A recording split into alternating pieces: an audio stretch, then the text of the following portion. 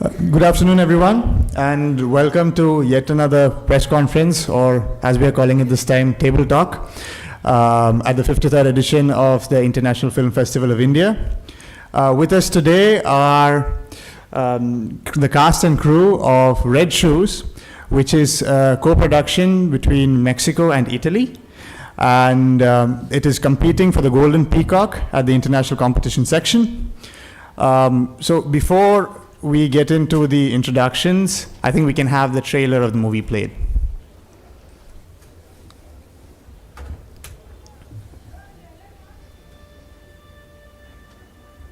Tacho, te busca la policía.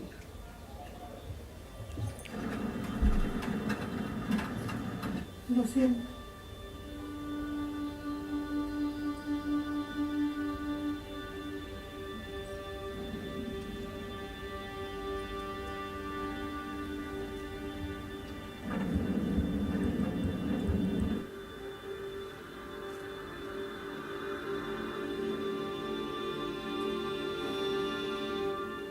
Yo lo que quiero ver es a mi hija.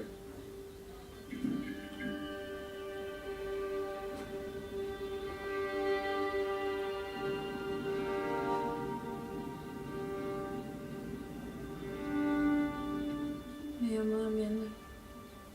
Dicen Tacho. Todas las cosas importantes que hacemos, siempre las hacemos demasiado tarde.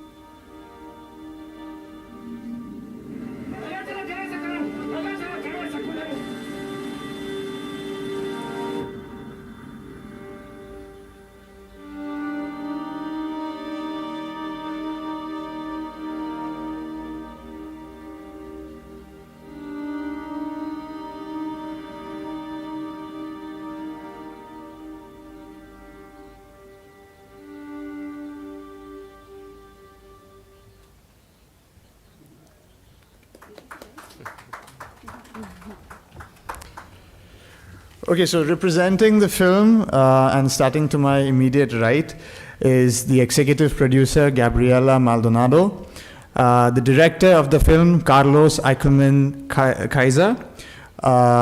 Then you have the lead actress, Natalia Solian, and finally, executive producer, Alejandro de Icaza. As some of you might have guessed from the trailer, the film is about a person's search. The lead character is a farmer who is living in a desolate land, and he hears news of his daughter's passing. And the film explores how he tries to retrieve the body and tries to find out what happened to the daughter. So before we sort of get into an interactive session, I'd like to invite the cast and crew to share their experience of making the film, especially the director, because he just told me this is his first ever film, and it's already played in multiple festivals like San Diego, Venice, Marrakesh. So I'd like to invite Mr. Carlos Eichelman to share his experience as a debut director and also the festival circuit. Well, this film is been like very special, of course, because it's as he says, my first film, but also because somehow it has touched me in a very deep way. I always see artistic projects as a personal journeys. For me, that's the most important part of doing a film or a book or a song or anything artistic. Is that it involves a personal process, a personal development process with the project. More than festivals, more than the clubs, that for me is the most important part. And this film, I think, did it very deeply in me. Do you want to say something? Well, I mean, as the producer with Alex, for us it was an amazing story to tell. We met Carlos like 4 years ago or 3, and we read the script and we loved it. And the process with him was amazing because he was such an open director, and he always like listen. He's open to, you know, like from us and from the crew and that was truly amazing. The film was really complicated to film. We shot in the pandemic, so it took a lot of him, the cast, and the crew to make this happen.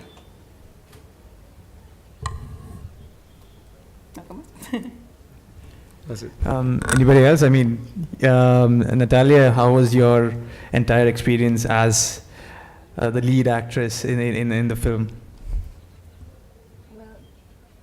Hi. This is my debut like an actress too. I was very excited because I always wanted to do a movie.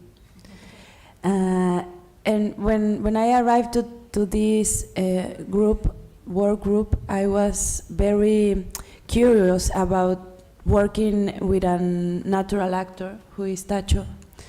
I think that is one of the most special process in my life because, like Gabriela says, Carlos is an very clear and very emotional director, but these two characteristics are like not always can be in together, like being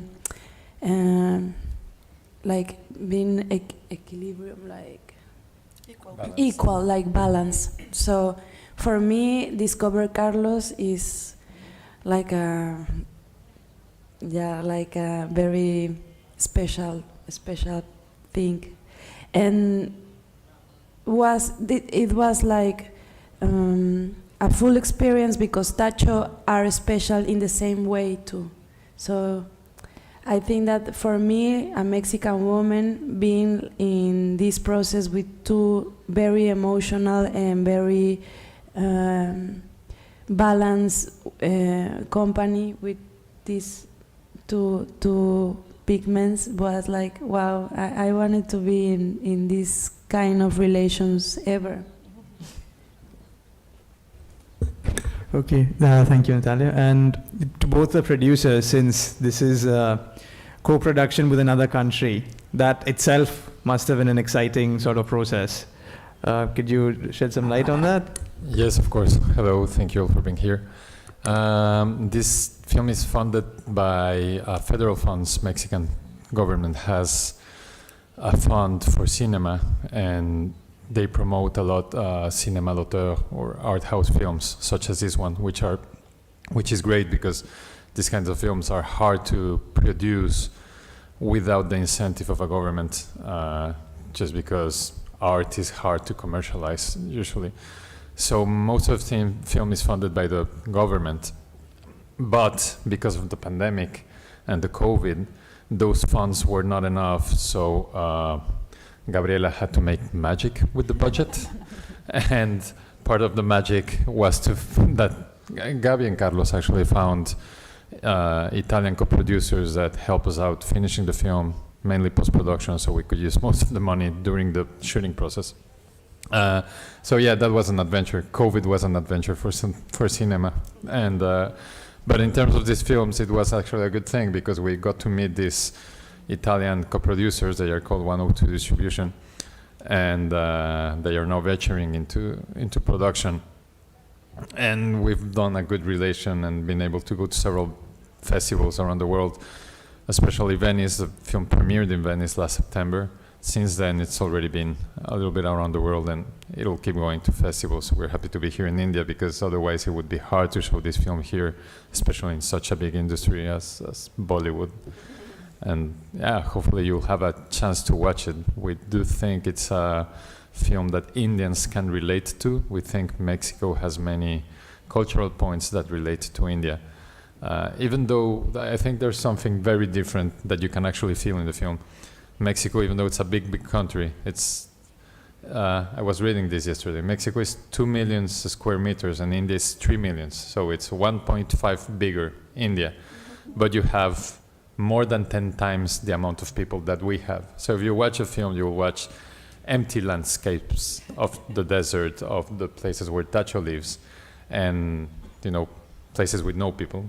or almost no people. And I think that's very different to India. We see there's people all the time here, which is great. It's great people, but it's different to us because we're used to see people, not that many people. Yeah, I think on that point, even when there's a description that the farmer lives in a desolate land, the very idea of desolate might be different in India and in Mexico. Like, you'd be thinking maybe like a small place with like 50, 60 people, that would count as desolate here, but Yeah, and in terms of the landscape, you can relate to, because just by walking around Goa, you can watch the nature that's very similar to ours. You can watch the trees and the plants, even the flavors and the smells are similar. You know, like the other day I ate a salad and I'm like, oh, this is coriander and we use that a lot, and this is blah, blah, blah, blah, blah. But the form is different, even though it's the same ingredients. To Mr. Carlos, since we can talk about the film as well.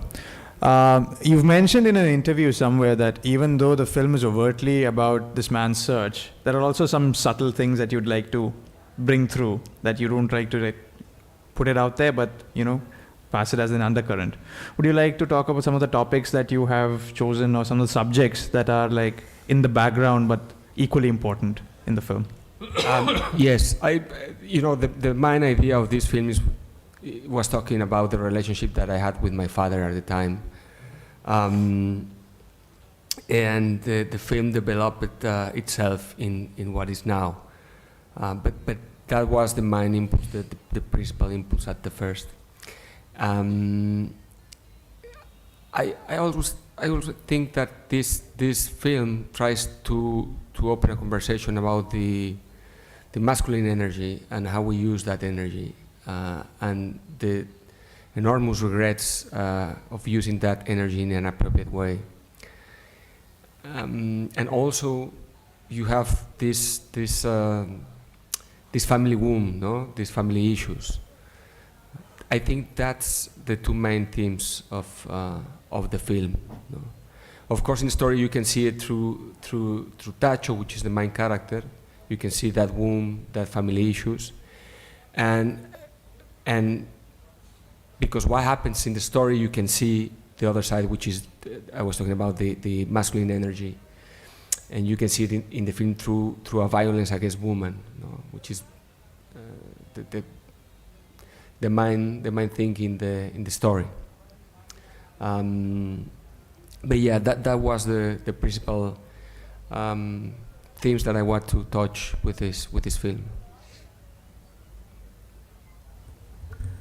Right, and Natalia, so even though you are the lead actor, let's say the film is about the man's search for the daughter, right? So you could, in a way, you could say that the daughter itself is without her presence, she's still there, right? So was there a challenge in sort of portraying that this person's absence is there, but at the same time, because the story is revolving around this person, that presence has also to be conveyed through Tacho and through your thing. So how did you go about doing that?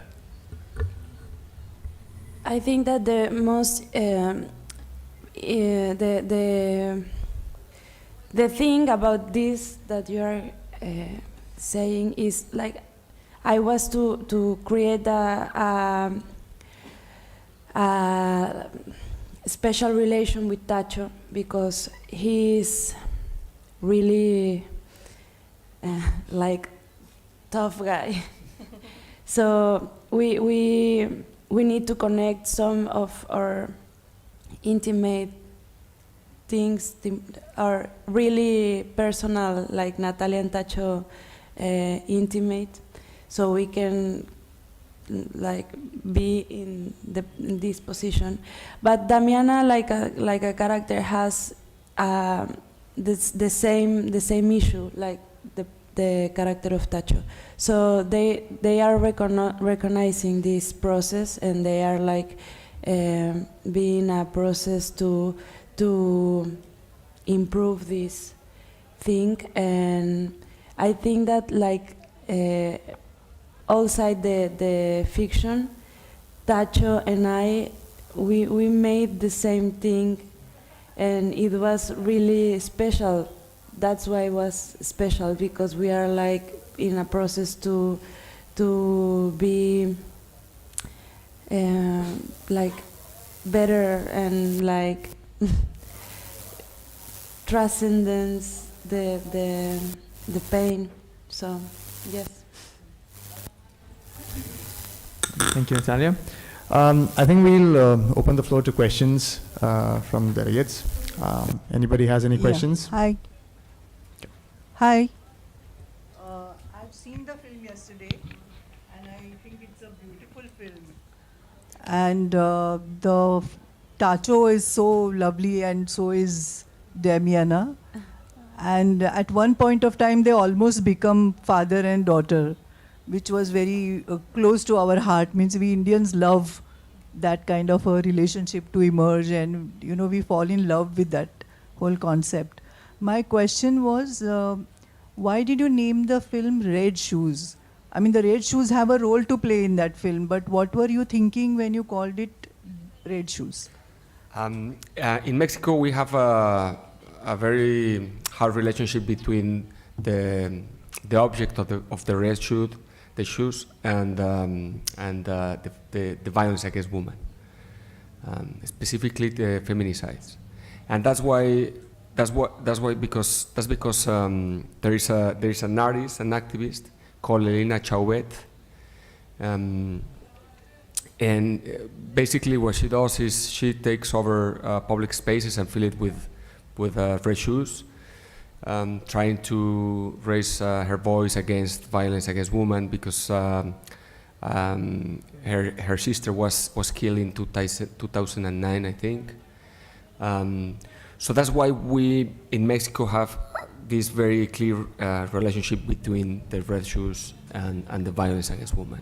That's the title.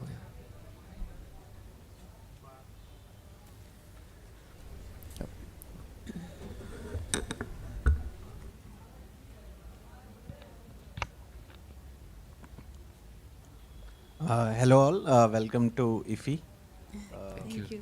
Just the other day, Minister of Tourism of Mexico has said a few nice things about IFFI.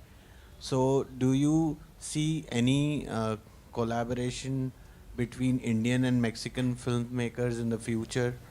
And what are some cultural similarities and differences that you think might aid in such a project, if there is any? Yes, I think there are many. As I said before, there are lots of things that you can relate to. We actually are trying to develop a film between India and Mexico about a wedding, and we know weddings are very particular in India, but weddings are also very particular in Mexico. Very different ways, very different forms, but very big and very colorful and full of music and food, and they last for many days sometimes. And so we're thinking that that type of cultural similarities, the bottom is similar, but the form is completely different, can give up a reason to make a film that really puts together both cultures. That on the subject or the plot, but definitely India is a super big cinematographic industry that consumes itself, right? And Mexico also has its proper industry that watches Mexican films, but we do watch a lot of Latin American films, European films, and of course American films. American films are all over the place, pretty much. Not as much as Bollywood films, and I think those cultural differences, it's hard for Mexican people to relate to a Bollywood film, but on the form. But if you take Mexico's gold time of cinema, and you watch it, and you watch a film from today's Bollywood industry, they are actually very similar. They are full of music and full of dances. It's just different music. It's mariachi music, etc. But at the bottom, they do relate a lot. So we do think that we could try to bring that up again and find those points where we can meet in terms of industry. it would be good to have, you know, a co-production between both countries that we can actually apply to. Mexico depends a lot on federal funds, and I think India doesn't. So I don't know how that would work, but if we could put a step into that direction, that would be amazing. Thank you for your answer, but just like to briefly clarify that, like our people, films also in India are of all shades. So as you said, it's not just song and dance. There are art house films as well, and it's a very good budding scene. Thank you so much. Thank you.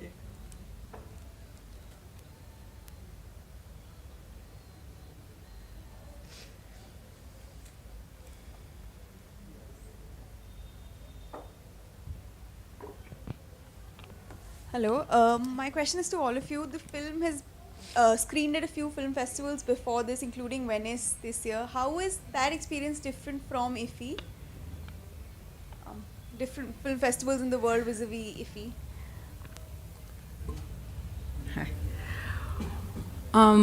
Well, I think both are really important to us. We have to confess that in terms of the organization, maybe we feel so welcome here. You know, I think Venice is amazing and we love it, and of course it's a privilege to premiere the film there. But I think maybe because we're here on the main competition, that also is I don't know. We feel very welcome here. I always say that festivals are like holy spaces for filmmakers. No, they're very, very important to us. Festivals are the place where movies like this can be shown. So for me, they're very special and they're very important. And I always say the same thing. We have to fight for those spaces. We have to go to the festivals. We have to work on the festivals. And we have to support the festivals. Any festival, of course, if you come to IFFI or to Venice, they are huge festivals. This is great and it's very good for the movie. But any festival is important for the films and for the industry and for the filmmakers. No? So I always gonna be happy to be in any festival. No?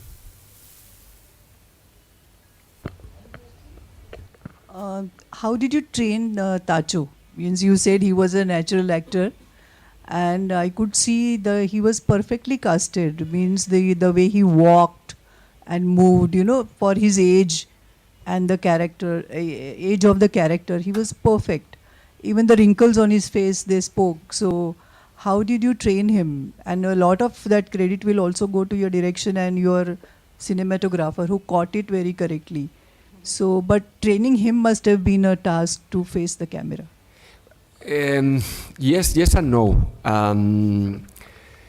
Because, you know, it was hard because Tacho is a very special person because he has a huge emotional world inside of him. He's very sensitive, and in that way it's easy to work with him. The hard part was because Tacho cannot read or write, so it was very difficult to work with him. So what we did in the first part of the process was I read the script with his wife, with Cipriana, his wife, and then she describes the scene to Tacho, not just. In any ways, no, in the emotional way, then anything that we need of that scene, Cipriana explains to Tacho, and then Tacho goes like for 3 or 5 hours to the mountains, and you know try to understand for himself the scene, and then he gets back to us with some ideas, or you know, it was a unique process. It was so different to any other process. And then during the film, we use a very important person that is not here with us. His name is Daniel, and he was some kind of actor's coach to Tacho, but I think he was more than that. He made a very personal relation with Tacho and with his wife. And somehow we became family, you know. And I must confess that the rhythm of the film and maybe the film itself in somehow adapted to Tacho's rhythm, adapted to Tacho. You know, we try to follow him. So that's the way that we did it. Maybe you can tell the story about the rehearsals with both. La de la Cipriana. Sí, no pensé iba a pensar. Sí, sí, lo dije. Yes, yeah. Yes. When he's, sorry, just to clarify, when he says that Tacho went to the mountains, it's because he has goats. So he went with the goats for a few hours to feed the goats. And then when he came back at the end of the day, he shared with him what he thought about the scene or the character, you know, but he's a farmer, so. And Tacho lives very, very far. It's very hard to reach him, no? He's like, I mean, from Mexico City, for example, just to give you an idea, you have to take a 2 hours plane and then have a 7 hours car trip. 2 of those 7 hours are in off-road. And so it's like it's an act of love to go to see him. And I would love to share the story about how we found him. I was writing the movie, and then someone sent me a video about another issue that we have in Mexico. It wasn't related at all to the film, and I started to watch that video, and it was some interviews in the video, and there was Tacho, no?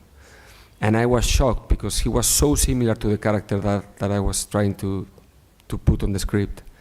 Not just in the way he looks, but exactly what you said, in this rhythm, in this way to approach life, no? Because I want to have this character of the desert, and the people of the desert, they are like the desert, no? They are very rude. They don't speak too much, but they have this emotional internal world,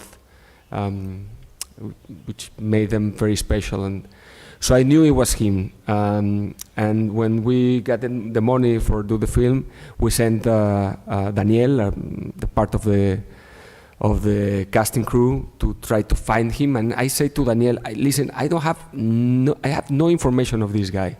I only have the name of the little town where he lives. I have his name, and that's it. And Daniel make a terrific job, and he find him. Daniel sent me some videos. I saw the videos and say, okay, this can work. So I went with the director of the casting director, Diana, and to see him in person. And when I was there, we work a scene that is not in the script. We improvise a scene that is not in the script. And I asked him to speak with his daughter, which is in the story is dead, no? So he started to improvise, and suddenly he started crying, and crying a lot. And in the other corner of the room, it was Cipriana, his wife, and she started crying as well. And the ambient gets, electrical. It was something very, very special, no? And when we end the scene, I asked them what happened. And they told me that they lost a daughter, no? In a different situation, not like in the movie, but they lost a daughter. So I think at that point we all knew that it wasn't our decision if Tacho is the right person or not to the movie. The movie, I'm convinced that the movie take that decision itself. Some kind of energy bring Tacho to the movie, or the movie to Tacho. So when I was talking at the beginning of this conference about the personal process that you have to go through when you do a film, I think Tacho went to a very, very deep personal process doing this film, trying to work that loss that he had with his daughter.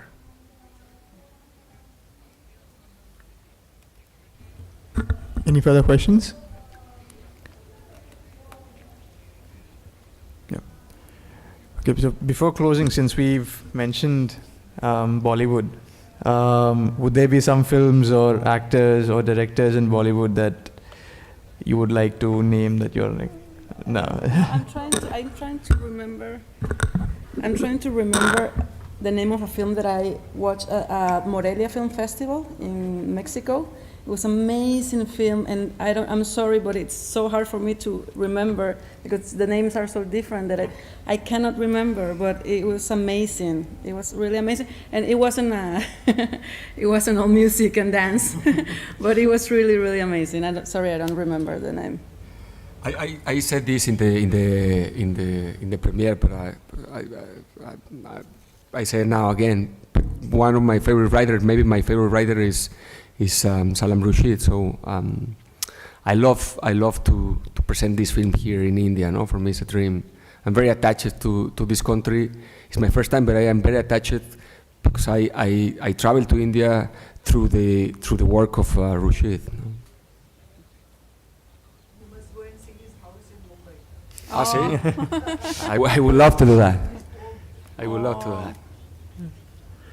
I think he'll also be happy that the one film that you saw in that festival is not a song and dance. I need to research the name because it was truly. Maybe if I tell you the story, maybe you can know which one is it because it was really amazing. You're welcome to. Yeah. Do we have time? Yeah. Yeah. Why not? It was about this family, and one of the brothers get a job because he was unemployed for a long time, and his wife worked as a makeup artist in productions. And then he get a job, and he lies to his family saying that it was in a theater, but he was like a backup dancer for this show, and the family was super ashamed. And they were trying to get his wife pregnant, and at the end he does. And I don't know if I'm spoiling, but at the end the wife ended up killing herself at the end of the film. It was truly amazing. I mean, like goosebumps. It was truly an amazing film. You know which film it is or no? Oh, I will. I would love to see that film. I will research. It was truly amazing. We'll find out. Okay, if there are no further questions, I think we'll call the press conference to a close. Before ending, I'd like to wish all of you all the very best in the competition section. I hope to see you guys with the Golden Peacock. And sorry, it's a competition. Yeah. Competition. Very good movies on the competition. So, thank you for your time. Thank you very much. Thank you.